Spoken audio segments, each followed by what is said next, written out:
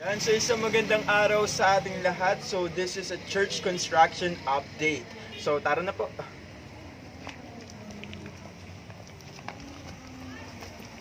Ngayon po is ipapakita po namin sa inyo ang accomplishment po ng ating pong J.I. Agumaka Church Construction. Brad, yung harapan muna. JP. Okay, so dito po ilalagay ang ating pong passage ng original passage po ng ating pong JIL Church.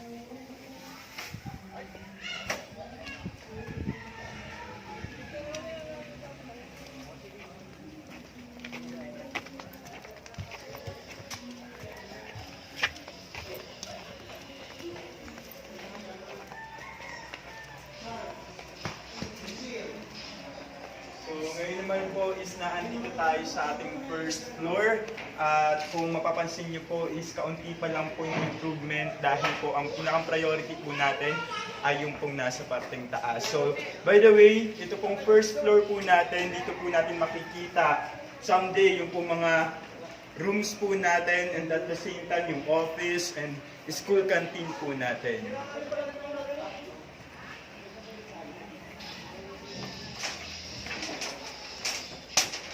So, ngayon, aakyat na po tayo sa taas.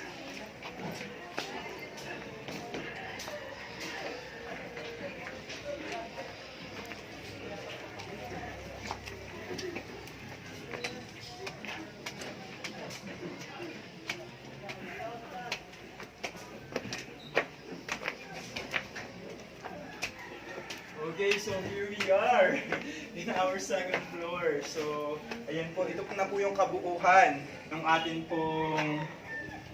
pong church. So, dito po yun sa second floor po natin. Doon po sa parteng yun, kung mapapansin nyo po, yung sa pinakang dulo, doon po ilalagay yung atin pong stage. Ayan. So, hindi lamang po dito, dahil meron din po tayo sa taas. So, yan, kung mapapansin niyo po, medyo meron na po siyang buhos. So, yan po ilalagay, o yan na po yung ating pong mezzanine.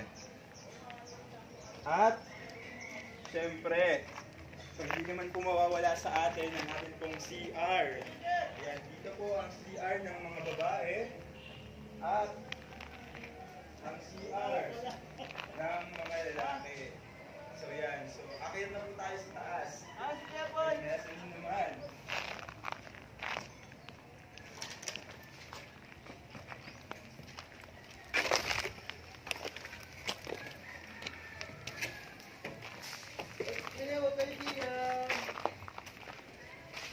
Alright.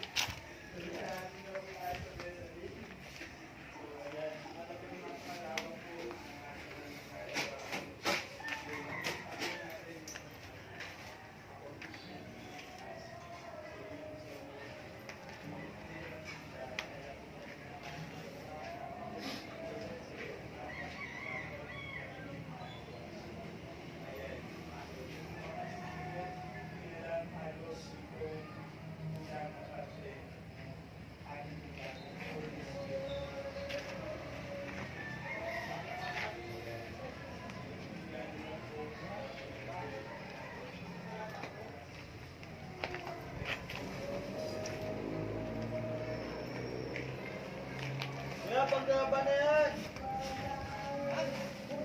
Paggraba na. May basa ko. Hindi sinakat ko lang kung nangalan mo. Ah.